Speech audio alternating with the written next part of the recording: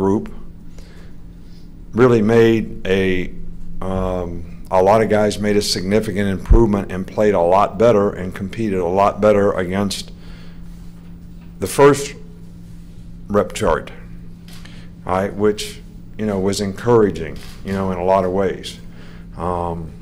That is an encouraging part of the depth on the team. So I was really encouraged with that. I thought that I was really pleased with the way we tackled on defense last week. I thought we had more missed tackles this week, which means since we're playing against ourselves, maybe the offense was a little better at running after the catch or breaking some tackles on some runs. But I didn't think the tackling was quite as crisp as what it was a week ago. And I think that goes back to how players practice and how they prepare to do that, because we don't tackle in practice, so you got to get yourself in position to thud properly, and that's a thing that's really easy not to do in practice to get by with. So, you know, I thought that the balance on offense was good. We had good balance between some of the passes, some explosive plays, as well as I thought we ran the ball a little better and had a couple of explosive runs, which there was an absence of a week ago. And, you know, defensively, I thought there was a little more juice, but like I said, I didn't think we tackled, you know, as well as we need to. I thought the specialists performed really well today. You know, the punter, kickers were pretty good. We did block a field goal, which was a really good effort by the defense. So a lot of good things to look to build on, and also some things that we certainly need to improve on. Look, I released a statement earlier today about Deontay Thompson, and the statement is what it is. I don't know a lot about this circumstance. We allowed him time to go do what he had to do today from a law enforcement standpoint, and once we have a better understanding, we'll make a determination of what we should do. The players will be off Saturday and Sunday for Easter, and we will resume meetings on Monday and practice on Tuesday and Thursday next week and get ready for A-Day. So, you know, other than that, Bo Scarborough did not scrimmage, even though he's been doing just about everything in practice now, but not getting hit. But he looks to me like he's pretty much full speed. Damian Harris sprained his foot in the last scrimmage, so we held him out, and he will be day-to-day, and we're not going to take any chances with any of these guys pushing them into A-Day, but we'll make that determination later on. Other than that, we had no significant injuries today that I know of, so we'll kind of go from there. How was Isaiah Buggs adjusting coming from junior college into the program? Well, I think he's gotten better every practice. I think discipline to play this kind of defense where everybody has a job to do, and it's important for you to do your job and stay in your gap and play your gap. And I think some of that stuff is a little new to him, but I think his effort has gotten better. He's getting in better and better condition, and I think he's played better each day. So we still got to improve on certain things. From a discipline, I'm not talking about disciplined person, I'm talking about discipline to do your job all the time, rather than always trying to make the play. There's a difference in that. You always want to try to make the play, but you got to make the play doing your job. So that's what we continue to work on. What did you see from the defensive backs specifically, and how much does Derek Ainsley help with that, with coaching that unit? How much is what? What does he do for that unit to help coach it? Derek Ainsley, he is the coach. How much of an input does he make on the players? Well, a better question would be, what do I do to help him? He's the secondary coach. I'm the GA. I just help him. So I think it'd be hard for me, who's working for him, trying to help him evaluate what he does. It's a hard question when you're the understudy. So, look, I wasn't pleased with the way we played in the back end today. I thought we missed some 50-50 balls we should have made plays on, and they turned out to be, you know, not great big plays, but plays that could have been good plays for the defense that ended up being good plays for the offense. So, you know, your ability to make plays on 50-50 balls is really big, and we can't give those up, whether it's technique or keeping a guy cut off or whatever it might be. So, but Derek Ansley does a really good job with our players. He works hard. He's got good relationships with them, which I think is really important. He worked really hard with the young guys that we have in here, trying to teach them and help them develop. So I think our players really respect the job that he does and respect him. And I certainly think he's worked hard as a coach on the field as well as a recruiter. Why do you think there are so few left-handed quarterbacks in the game these days, and what makes them unique opposed to a right-handed quarterback? Well, I don't know. That's like asking me how many left-handed people are there in the world. I don't really know, and I don't know why somebody is left-handed versus right-handed. I guess it's just something innate when you're little that you grow up and kind of do that. And I don't know that being a left-handed quarterback is really, I think it's unusual because there's so many right-handed quarterbacks that when we see a left-handed quarterback, I think it looks unique to all of us because it's not really what we're used to seeing. But, you know, I don't think that it really is that much different.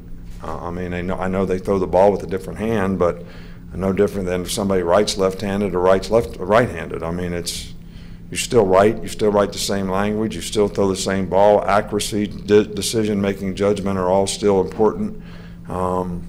So I don't know exactly how to answer that, but I know you have to change things a little bit from a schematic standpoint, you know, relative to protections or things that you do on offense that accommodate a left-handed guy maybe a little bit more than it would a right-handed guy. So here, Cecil.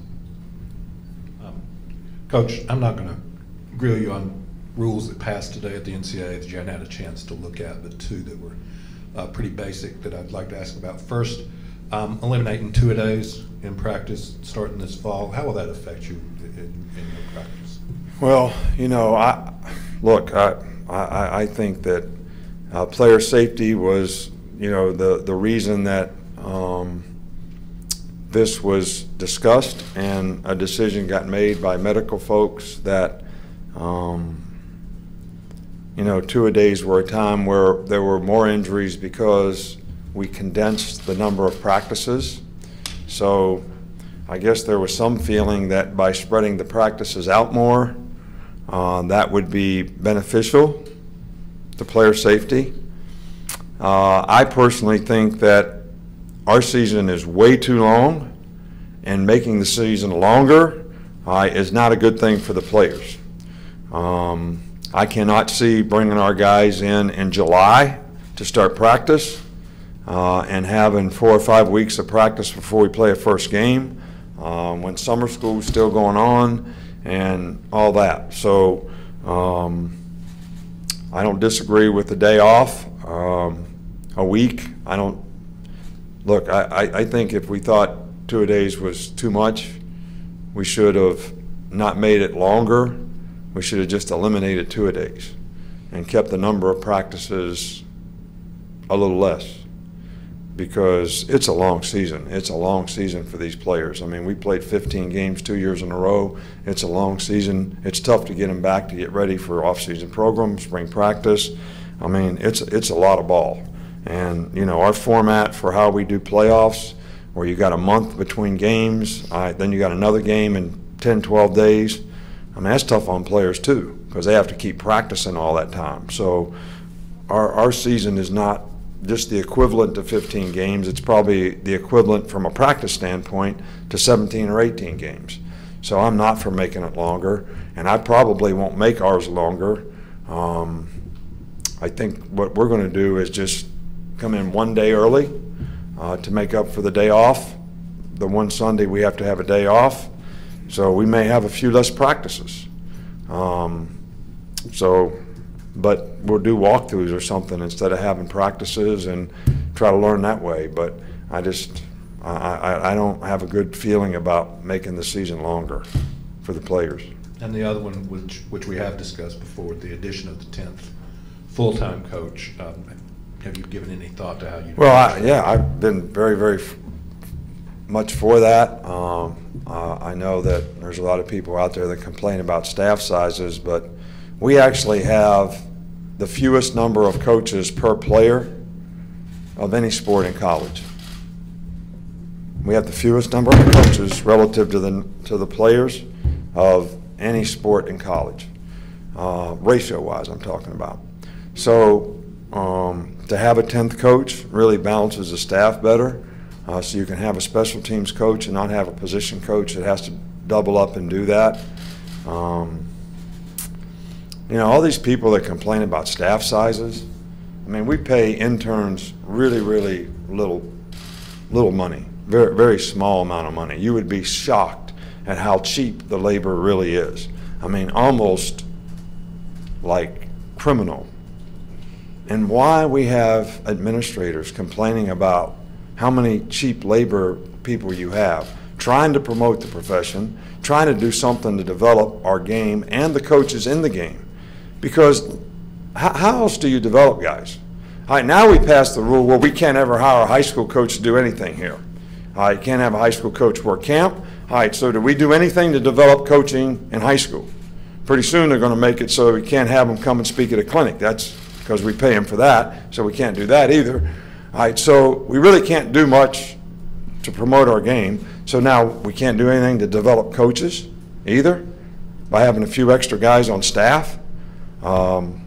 Then we got a GA rule that you got to be 7 years out of college to be a GA. So you can't be more than 7 years out of college and be a GA. So you don't have any opportunity to be anything but an intern who really can't coach on the field.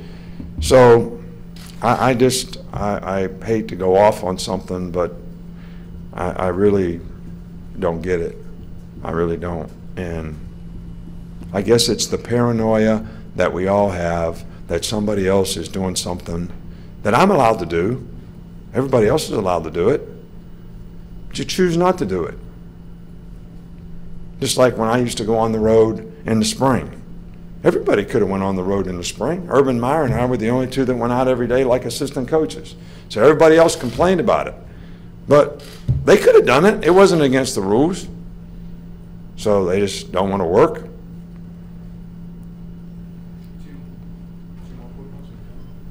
Are you trying to get me off the subject?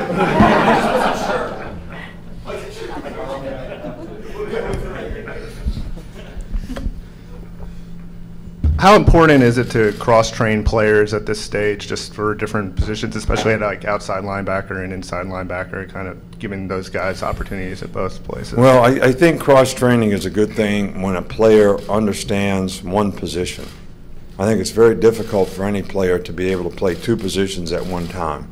And I think the cross-training we want to do is we want to create roles for guys in different circumstances, but once a guy learns one thing, then to have the flexibility to teach him something else. I mean, Mink is a good example. I mean, he knew how to play nothing but star, you know, when he was a freshman. All right, then he learned how to play corner, then he learned how to play safety, and now he can just about play anywhere. All right, so, but he never learned all those things at once. He sort of mastered one thing and then did the next. So I think that's really, really important, especially with young players, because I thought we made a mistake when Mark Barron was a freshman here. He was such a really good player. We were trying so hard to get him on the field some kind of way. So we taught him how to play safety, we taught him how to play star, we taught him how to play money. He was so confused all the time by the time the game come because he was trying to learn three positions as a freshman. And, you know, that was a mistake that I think we made, and he could have been much more productive as a freshman if we'd have just taught him one thing.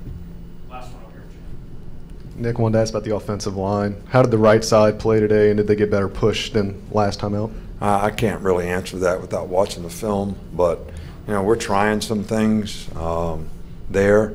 Lester played a lot of tackle last year. He's done a really good job at guard.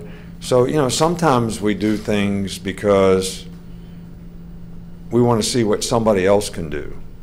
And we want to make sure, like in Lester's case, that he could play guard or tackle next year. I can't really comment on how he played at tackle today. I thought he did okay. And I can't really comment on how the right guards did because I didn't watch the guys like I do when I watch the film. I watch, each guy every play and get a much better feel for him. But I don't think there was like a major drop-off or a noticeable negative in any way that I can comment on. Thanks, All right, thank you.